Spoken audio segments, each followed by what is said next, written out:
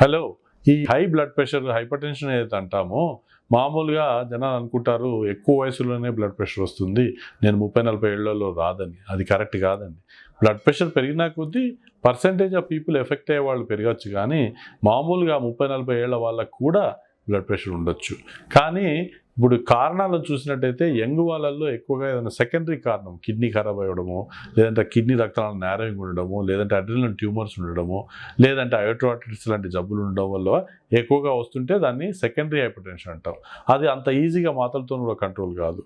అలా కాకుండా ఏం రీజన్ లేకుండా 90% మందిలో ఎసెన్షియల్ హైపర్ టెన్షన్ అనే ఉంటుంది.